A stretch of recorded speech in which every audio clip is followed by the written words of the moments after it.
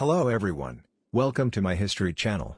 Today we're going to talk about one of the most fascinating and enigmatic characters of World War II, the spy WHO changed the course of the war, Klaus Fuchs. Klaus Fuchs was a German nuclear physicist. WHO worked on the Manhattan Project for the United States during World War II. Fuchs became a spy for the Soviet Union, providing them with crucial information about the atomic bomb, which allowed them to develop their own much earlier than expected. But why did a man like Fuchs, WHO had fled the Nazi regime in Germany to live in the UK, decide to become a spy for the Soviets?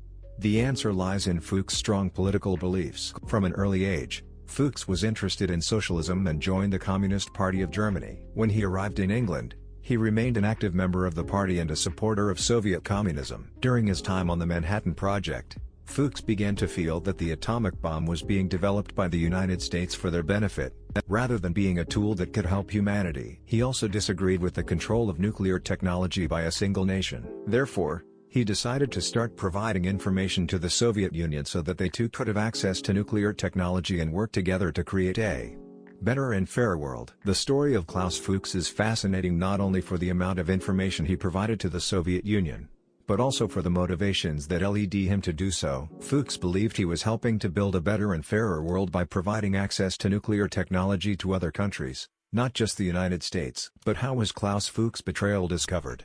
The answer is thanks to the efforts of British and American intelligence services. WHO managed to uncover Fuchs' identity and espionage activities. Fuchs was arrested and sentenced to 14 years in prison for espionage. However, Klaus Fuchs' story does not end there. After serving his sentence, he moved to East Germany, where he worked as a nuclear physicist for the communist government. Fuchs remained a controversial figure, both for his past as a spy and for his loyalty to communist ideology. The story of Klaus Fuchs is a reminder of the complexity of World War II and the motivations that led people to do what they did. It is also a reminder of the importance of science and technology in history and how even one person can change the course of history. I hope you enjoyed this exploration of Klaus Fuchs' history and found his story and motivations interesting. If you enjoyed this video, be sure to subscribe to my channel for more exciting content about the most fascinating events and characters in history. And if you have any suggestions or comments about this video or future topics you would like me to address, leave them in the comments section. Before I go, I'd like to share an anecdote about Klaus Fuchs that illustrates his complexity as a historical figure. When Fuchs was arrested for espionage,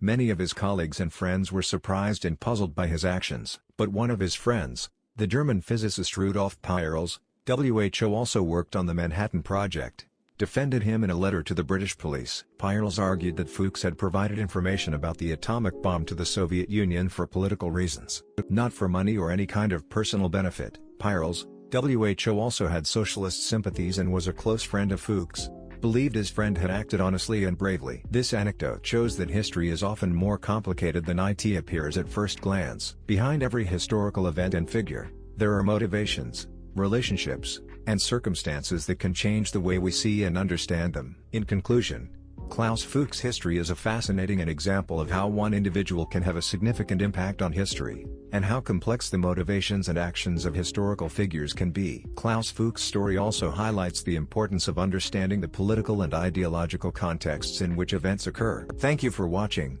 And don't forget to subscribe to my channel for more fascinating stories about history's most intriguing figures and events. And if you have any suggestions for future topics, please leave them in the comments section below.